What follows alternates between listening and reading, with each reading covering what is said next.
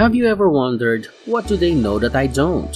When you see people around you who seem to be financially miles ahead of you, there could be a variety of reasons for this. But chances are, if they are lapping you financially, they know certain things about money that you're still unaware of. For this reason, in this video, I want to share with you 5 money tips you've never heard of before. But before we get deeper, if you're new to this channel, hit the subscribe button and the notification bell so you don't miss any of our videos. So, without further ado, let's get started. Number 1. Avoid iceberg costs. Many people are allowing themselves to be just like the Titanic and are regularly crashing into icebergs that are destroying their financial lives. Unfortunately, many people are not aware of the hidden icebergs in their finances. Call for iceberg costs. Yes, you heard correctly. The cost of an iceberg exists in reality. So, contrary to what you probably expected, my Titanic analogy was more accurate. What are the iceberg's prices then? Iceberg costs are unforeseen expenses related to initial action or investment. Here are a few examples I'll give you.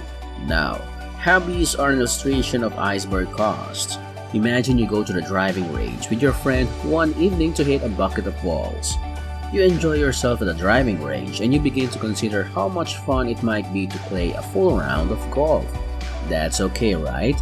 However, after a few rounds, a season membership and a new set of clubs are purchased. The $10 bucket of balls you bought at the range have now ballooned into thousands of dollars in expenses. The iceberg resulted. You can see the upfront cost. However, there are hidden costs as well. Let me give you another illustration that most people will be able to relate to. Pick up your car. You will be informed of the purchase price of the car before you buy it, whether you buy it new or used. Therefore, it appears that you spent $20,000 to purchase that $20,000 car. But the economic outlays have only just begun. After that, there are the expenses for gas, maintenance, insurance, and perhaps even a body kit that were brought on by watching the newest Fast and Furious movie. You must keep your expenses under control if you want to advance financially. Fortunately, you'll be saving more money if you can look past the initial costs and the bigger expense that will come from using your money. We can all agree that we should do more of this. Number 2. Accelerate your mortgage payments. If you're like most people, then you would probably slap down one large mortgage payment each month. However, this is absolutely the wrong approach to take if you want to become mortgage-free sooner rather than later. Making monthly mortgage payments is the slowest way of paying off your mortgage. Making noise in your car means you're pushing harder and as a result, will get to the finish line sooner. An approach that I use and that you should consider is using accelerated weekly mortgage payments. But before you click off and go watch the Fast and Furious movie, let me explain how accelerated weekly payments work. Your regular monthly payment is multiplied by 4 to determine an accelerated weekly payment. By the end of the year, you would have made 52 weekly payments, which is the equivalent of one additional monthly payment. By directly deducting from the principal of your mortgage, this additional sum expedites the repayment of your loan. The result can reduce your mortgage length by years and save you thousands of dollars in interest. Here's an illustration to demonstrate the potential power of this mortgage repayment strategy.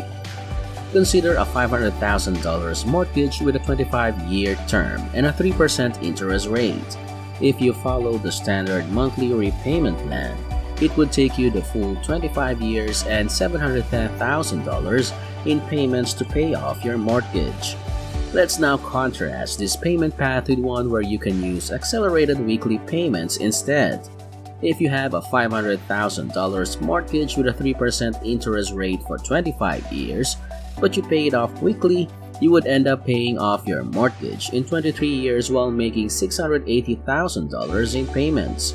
As a result, using this strategy can shorten the time it takes to pay down your mortgage and save you tens of thousands of dollars. Number 3. Prioritize health over wealth. Health is one of the main factors in achieving financial prosperity. And let me explain why. In the world of finance, all you ever hear about is how to optimize your savings efforts or find more lucrative investments. But one way you can significantly improve your wealth is to focus on your health. There's a misconception that to become financially successful, you need to be working 24 hours a day. Many people excuse their lack of attention to their physical wellness because they are too busy. But taking care of your body by exercising, sleeping, and eating well is a money-making hack. When it comes to mental health, this is equally important. Having out-of-control emotions can cause you to make poor financial decisions, develop bad spending habits, and even perform worse at work. As a result, I want you to get a good night's sleep and to remember how important your health is to accumulating money and wealth in general. Number 4. Set money dates. Consider the previous few days you were away for a moment. They shared two things if I had to guess. The first was the presence of you. That is, unless you fail to appear, in which case, shame on you. Second, you'll probably spend money, possibly a lot of money, to participate that day. What if I told you that in addition to going on a lot more dates, you could also be earning money while doing so? I'm not suggesting that you work as an escort. No. Instead, I advise you to use a different underutilized money tip. Schedule regular dates with your money. You see, I consider the quotation, "Nothing is managed that is not measured." And a few years ago, I started including money dates in my life. And I haven't turned back since. Admittedly, I kind of just wanted to be able to tell my family and friends that I have been dating, but making regular reviews of my finances a part of my routine has been extremely beneficial to my overall financial development. A money day is a day when you analyze the state of your finances, which should consist of 4 pillars: debt, investments, income, and savings. This means you need to first gain an understanding of how much debt you have, your portfolio value, how much you're earning, and how much money you have stashed away. And then set an incremental target that you want to achieve by your next payment date.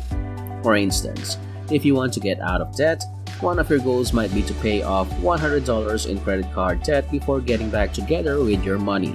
Alternately, if increasing your income is your top priority, you might set your sights on making an extra $100 per month.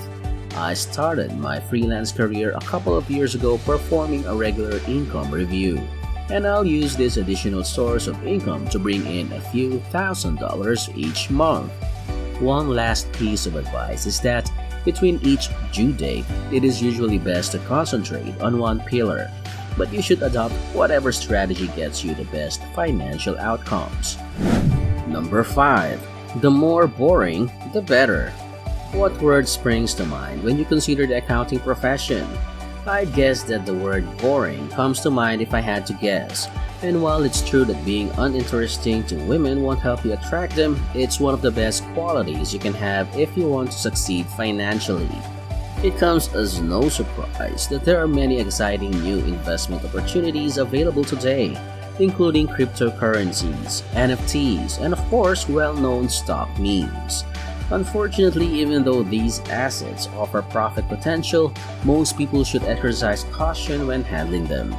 The phrase "when you hear it on CNBC, it's already too late" is one of my favorite financial proverbs, and this has to do with the rising number of people trying to buy the stock of the day to make a profit. This phenomenon, which we witnessed with GameStop and AMC stock, is still present today. It's just wearing a different outfit. Now, I'm not saying it's impossible to spot a rising stock, but for 99% of people, this strategy is just not viable. The truth is that the most people do not devote enough time or attention to stocks to even have a chance of correctly predicting the head stock's short and long-term outcomes. For example, with GameStop, dedicating full-time working hours would have been necessary to be able to gauge where the stock was headed.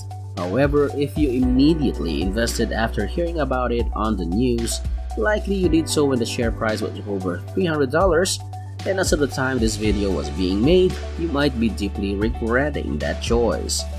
Being boring gives you boring returns, but that doesn't mean those returns aren't still incredibly profitable. You can get a 10% to 15% return on the S&P 500 with no research and no effort by investing in a low-cost index fund. If you spend 20 hours researching a company and you value your time at $20 an hour, then all of a sudden, that $1,000 profit is only $600. As an alternative, you could invest less actively and free up some time while still getting the same uninteresting but lucrative returns. And that's it for this video. Before you go, don't forget to like, comment, subscribe, and click the notification bell for more videos like this. Thanks for watching and see you next time.